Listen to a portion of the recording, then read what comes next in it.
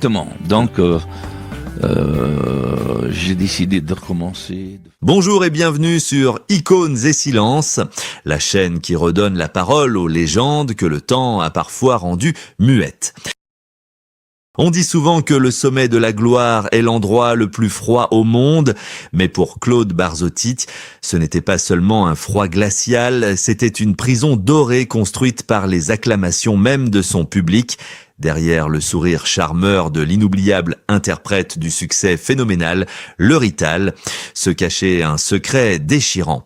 Un fardeau si lourd qu'il lui a fait prononcer cet ultime aveu, empreint d'un regret éternel avant de tirer sa révérence. Il a murmuré avec amertume qu'il aurait pu être beaucoup plus grand.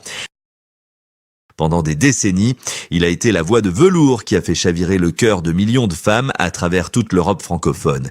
Il incarnait l'icône romantique absolue, le symbole d'une séduction italo-belge assumée et adulée par toute une génération. Cependant, loin de l'élégance de ses costumes et de la douceur de ses mélodies, se terrait un homme rongé par une angoisse vertigineuse. Comment une idole d'une telle envergure, portée en triomphe par ses admirateurs, a-t-elle pu se retrouver à lutter seule, étouffée dans l'ombre de son propre triomphe? Dans ces dernières années, alors que le tumulte des foules s'était tu, il n'a pas cherché d'excuses ni accusé le destin. Il a courageusement nommé le véritable démon qui a dévoré ses rêves de grandeur, ruiné sa santé et transformé sa carrière en un douloureux chemin de croix. Ce n'était pas un manager tyrannique ou un producteur malhonnête, mais une anxiété sociale paralysante, un mal invisible que l'industrie du spectacle a cyniquement ignoré tant que les disques se vendaient par millions. Qu'est-ce qui a bien pu pousser ce génie de la chanson romantique dans une spirale dont il ne se remettrait jamais? Pour comprendre la chute vertigineuse de ce monument, il faut d'abord remonter à ses racines déracinées et surtout un après-midi fatidique sur un célèbre plateau de télévision, un jour où un simple vers a scellé son destin à tout jamais. Restez avec nous car la vérité que vous allez découvrir aujourd'hui changera définitivement la façon dont vous écouterez ces chansons. Pour comprendre la grandeur tragique de Claude Barzotti, il faut d'abord retourner aux sources de son histoire, là où l'exil a forgé une âme profondément mélancolique. Né Francesco, enfant d'immigrés italiens venus travailler dans les mines de Belgique, il a grandi avec le sentiment constant de n'appartenir à aucun endroit précis. Cette déchirure intime, cette quête d'identité permanente entre deux patries lointaines, allait paradoxalement devenir le fondement de son triomphe monumental. Au début des années 80, une décennie assoiffée de romantisme et de sincérité émotionnelle. Sa voix rocailleuse et veloutée a soudainement transpercé le paysage musical francophone. Le miracle public s'est produit d'abord avec la chanson Madame, un succès foudroyant qui s'est vendu à des centaines de milliers d'exemplaires et qui l'a propulsé du jour au lendemain dans la lumière éclatante des plateaux de télévision. Mais c'est en 1983 que la légende est véritablement née avec la sortie de l'hymne intemporel, le Rital. Ce titre retentissant n'était pas seulement une simple chanson de variété, c'était un véritable cri du cœur, une revanche majestueuse pour tous les enfants d'immigrés qui se reconnaissaient dans ses paroles poignantes. Avec ce tube planétaire incontestable, Claude n'était plus un simple chanteur de charme, il était devenu l'icône romantique absolue, le porte-parole d'une génération entière et le symbole d'une virilité à la fois tendre et blessée. Les foules enthousiastes se pressaient, les plus grandes salles de concert affichaient complet et les disques s'arrachaient littéralement par millions. D'autres succès inoubliables comme Je ne t'écrirai plus et Aime-moi ont fini d'asseoir son règne incontesté sur la variété française et belge. Le public fasciné voyait en lui l'amant idéal, l'homme au charme ravageur, toujours impeccablement vêtu, prêt à offrir une parenthèse de douceur dans un monde souvent trop rude. Pourtant, cette image magnifique de séducteur invincible cachait une fragilité extrême que les caméras flatteuses ne filmaient jamais. Loin des regards énamourés de ses innombrables fans, Claude Barzotti était en réalité un homme d'une timidité maladive et douloureuse, l'industrie du spectacle, toujours avide de nouvelles idoles à rentabiliser rapidement, l'a poussé sans aucun ménagement sous des projecteurs puissants qui le terrifiaient au plus haut point. Il n'était pas du tout préparé à cette adoration de masse étouffante. Chaque apparition publique devenait pour lui une épreuve psychologique insoutenable. Une violence sourde que personne dans son entourage professionnel ne semblait vouloir comprendre ou atténuer véritablement. On exigeait impitoyablement de lui qu'il sourie, qu'il chante, qu'il incarne ce fantasme inépuisable, peu importe l'angoisse terrible qui lui nouait la gorge à chaque montée sur scène. L'engrenage du succès phénoménal s'était transformé en un monstre insatiable qui dévorait peu à peu l'homme derrière la vedette. C'est précisément à cette époque de gloire incandescente qu'un événement en apparence banal va basculer le cours de son existence tout entière, tétanisé par un trac paralysant avant d'affronter le public impitoyable de la grande télévision française, et plus particulièrement lors d'une émission mythique animée par le célèbre Michel Drucker. Il cherche désespérément un remède immédiat à ces tremblements incontrôlables pour apaiser cette peur panique de décevoir ses millions d'admirateurs. Il prend la lourde décision de boire un premier verre de whisky en coulisses pour se donner le courage d'affronter la lumière aveuglante. La magie artificielle opère instantanément, la peur s'évapore et la star triomphe sous les ovations interminables. Mais le prix de cette fausse assurance allait s'avérer d'une cruauté absolue. Alors que le monde entier applaudissait le Rital triomphant, une spirale infernale venait tout juste de s'enclencher dans le silence pesant de sa loge. Quand le remède miracle devient un poison mortel, on ne peut s'empêcher de se demander comment un artiste peut survivre à la face sombre de l'industrie musicale. Que se passe-t-il vraiment lorsque les caméras s'éteignent et que l'illusion de la célébrité laisse place à la réalité d'une vie volée ? Le triomphe éclatant sur les scènes prestigieuses s'est très vite transformé en un piège refermé à double tour sur une âme vulnérable, alors que le public admiratif ne voyait que le sourire éclatant d'un homme au sommet de son art. Les coulisses racontaient une toute autre histoire, celle d'une descente aux enfers silencieuse. La machine infernale du show business, implacable et insatiable, a commencé à broyer l'homme derrière la vedette. Les journées de Claude Barzotti n'étaient plus rythmées que par des contrats imposés, des tournées éreintantes et des apparitions médiatiques incessantes. L'industrie musicale exigeait de lui une perfection constante, le forçant à enchaîner les concerts à un rythme effréné pour satisfaire une demande populaire qui ne faiblissait jamais. Il n'y avait plus de place pour la vie privée, plus de répit pour Francesco, l'homme sensible. Il fallait à tout prix maintenir l'illusion du Rital conquérant.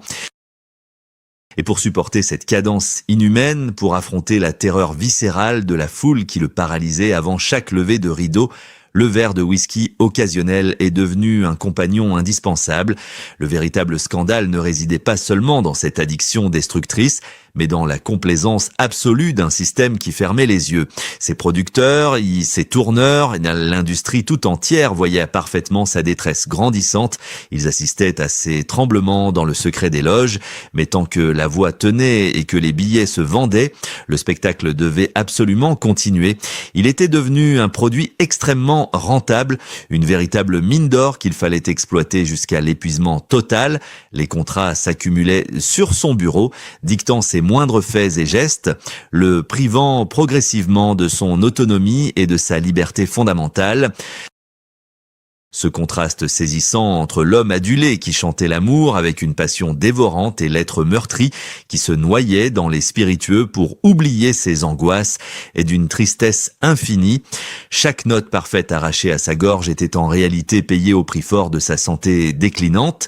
L'angoisse de décevoir et la pression médiatique l'ont poussé à s'enfermer dans une solitude vertigineuse, entouré de milliers de personnes, chaque soir, mais tragiquement seul au monde, une fois la porte de sa chambre d'hôtel refermée.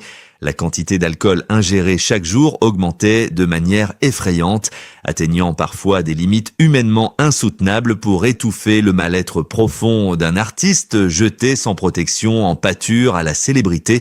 Il n'était plus maître de son destin, ballotté de ville en ville, de scène en scène, tel un pantin fatigué dont les fils étaient tirés par des impératifs commerciaux. La maladie s'installait sournoisement, rongeant son corps et son esprit, tandis que les projecteurs continuaient de briller de mille feux, aveuglant volontairement ceux qui auraient pu lui tendre une main secourable. C'était le pacte mortel de la gloire, un contrat non écrit où le succès retentissant exigeait en retour le sacrifice total de sa propre existence. Mais jusqu'où un homme d'une telle sensibilité peut-il sombrer avant que son propre corps ne finisse par crier grâce, quand la lumière artificielle finit inévitablement par s'éteindre et que les acclamations chaleureuses cèdent la place au silence assourdissant des cliniques de désintoxication, l'idole déchue se retrouve livrée à elle-même face à l'abîme. Préparez-vous à découvrir le chapitre le plus sombre de sa vie, l'instant tragique où l'illusion parfaite s'est violemment brisée et où la dure réalité a frappé de plein fouet l'interprète légendaire de nos plus belles histoires d'amour. L'inévitable chute s'est amorcée lorsque le corps épuisé de Claude Barzotti a fini par réclamer son dû avec une violence inouïe. Les lumières éclatantes des plus grandes scènes européennes ont peu à peu été remplacées par la lueur froide et anonyme des chambres d'hôpital. Le refuge artificiel qu'il s'était construit avec l'alcool s'est transformé en une prison effroyable dont les barreaux se resserraient chaque jour un peu plus. À l'apogée de sa détresse vertigineuse, ce n'était plus de simples verres pour se donner du courage, mais des quantités vertigineuses de whisky qui coulaient pour anesthésier une douleur devenue totalement insurmontable. Son organisme, martyrisé par des décennies d'excès silencieux et de tournées éreintantes, a commencé à lâcher prise irrémédiablement, des problèmes de santé gravissimes affectant son foie. Son estomac et son pancréas sont apparus, transformant le quotidien de l'icône glamour en un véritable parcours du combattant médical. Face à cette déchéance physique poignante, la réaction de l'industrie du spectacle a été d'une froideur implacable. Les mêmes producteurs qui l'avaient autrefois érigé en symbole absolu de la réussite romantique ont progressivement détourné le regard. Le téléphone s'est tu, les grandes émissions de télévision ont cessé de l'inviter avec la même ferveur, préférant occulter le visage abîmé de celui qui ne correspondait plus du tout à l'image lisse de la vedette parfaite. La solitude est alors devenue son unique compagne de route, l'accompagnant à travers une succession d'hospitalisations douloureuses et de dizaines de cures de désintoxication éprouvantes en Belgique, en Suisse et au Canada. Le grand public, souvent tenu à l'écart de cette sombre réalité par un milieu cynique, ignorait la majeure partie du calvaire enduré par son chanteur favori, le laissant affronter ses démons dans l'indifférence générale. La tragédie a atteint son point de non-retour à la fin de l'année 2020, lorsque la maladie lui a définitivement volé son souffle légendaire. Incapable de marcher quelques mètres sans suffoquer, l'artiste charismatique a dû prendre la décision la plus déchirante de son existence en annonçant son retrait définitif de la scène. Il se retrouvait soudainement prisonnier d'un corps meurtri, enfermé dans les souvenirs d'une gloire lointaine, mis de côté par un système qu'il avait usé jusqu'à la corde. Mais au fond de cette nuit obscure, alors que tout le monde le croyait définitivement effacé des mémoires, une force insoupçonnée couvait encore en lui. Que se passe-t-il lorsqu'un homme profondément blessé, parvenu au crépuscule de sa vie et cloué dans un fauteuil roulant, décide enfin de reprendre le contrôle de sa propre histoire ? L'heure de la grande et ultime révélation approche, le moment bouleversant où la voix fatiguée de notre idole va s'élever une toute dernière fois pour livrer une vérité qui changera tout. C'est dans le crépuscule de son existence, alors que son corps fatigué le clouait désormais dans un fauteuil roulant, que Claude Barzotti a décidé de briser l'omerta de toute une vie, loin des feux de la rampe qu'il avait jadis magnifiée. L'idole déchue a accordé une ultime interview bouleversante, une véritable confession testamentaire livrée avec une sincérité totalement désarmante. Il n'a pas cherché à s'apitoyer sur son sort, ni à attiser la haine contre des individus précis, avec la sagesse profonde d'un homme qui a traversé les enfers. Il a pointé du doigt un système impitoyable, cette industrie musicale vertigineuse qui transforme trop souvent les artistes fragiles en de simples machines à succès. Il a raconté sans aucune amertume, mais avec une lucidité glaçante, comment la machine du show business, obnubilée par les rentabilités spectaculaires, l'avait poussé bien au-delà de ses limites physiques et psychologiques. Il a décrit la mécanique destructrice d'un milieu où l'on vous offre la gloire mondiale, mais où l'on vous refuse catégoriquement le droit d'être humain et vulnérable. C'est au cœur de ce témoignage poignant qu'il a finalement prononcé cette phrase terrible. Une déclaration lourde de tous les espoirs brisés accumulés au fil des décennies. En fixant la caméra, la voix inévitablement altérée par la maladie mais le regard toujours perçant, il a murmuré avec une immense tristesse qu'il aurait pu être beaucoup plus grand. Par ces mots d'une puissance inouïe, il n'accusait pas seulement ses propres démons intérieurs, mais il dénonçait ouvertement l'hypocrisie d'un monde du spectacle qu'il avait laissé se noyer lentement sous une pluie d'applaudissements. Il a expliqué comment sa timidité maladive, constamment ignorée par ceux qui géraient d'une main de fer son emploi du temps, l'avait jeté sans défense dans les bras de cette addiction dévastatrice.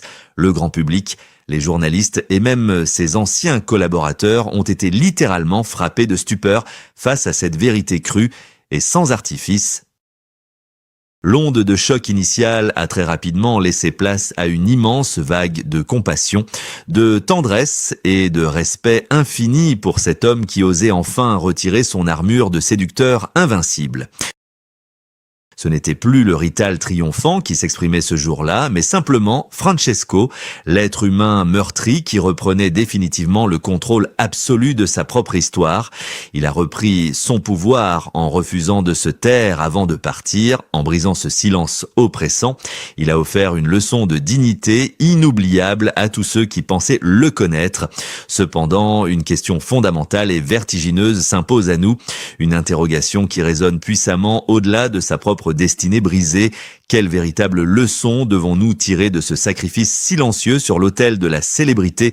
La conclusion de cette épopée tragique et magnifique vous poussera inévitablement à regarder le monde du spectacle avec des yeux totalement nouveaux.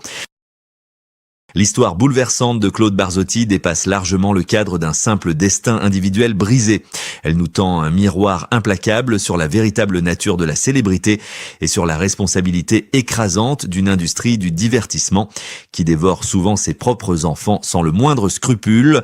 Que se passerait-il si ce monde impitoyable décidait enfin de traiter les artistes comme des êtres humains sensibles avec leur fragilité plutôt que comme de simples produits de consommation jetables ?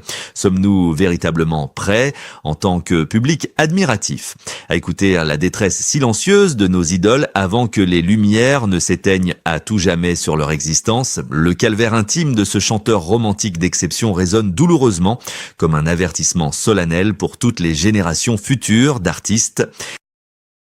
Son parcours tragique représente fidèlement celui d'innombrables autres talents, parfois propulsés trop rapidement sous les feux de la rampe, qui ont été exploités jusqu'à la moelle et épuisés émotionnellement, puis tragiquement oubliés dès que leur éclat a commencé à ternir inéluctablement. Aujourd'hui, en revisitant la mélancolie profonde qui habitait l'interprète légendaire du Rital, nous sommes profondément appelés à cultiver une empathie sincère et à regarder bien au-delà des sourires de façade imposés par les contrats draconiens. Il est de notre devoir collectif de prêter l'oreille à ces voix magnifiques mais étouffées par le vacarme assourdissant des applaudissements incessants. La grandeur d'un artiste ne se mesure certainement pas au nombre de disques vendus, mais à la résilience extraordinaire dont il fait preuve pour survivre à sa propre légende. Dans un ultime murmure de dignité absolue, Claude Barzotti semblait nous confier une vérité universelle et intemporelle. Je ne cherche ni la pitié, ni le pardon de personne. Je veux simplement que mon histoire soit racontée avec ma propre vérité pour que le monde n'oublie jamais que derrière l'icône de papier glacé adorée par les foules, il y avait un cœur d'homme qui battait, qui tremblait d'angoisse et qui a fini par se taire dans l'immense froideur de la gloire.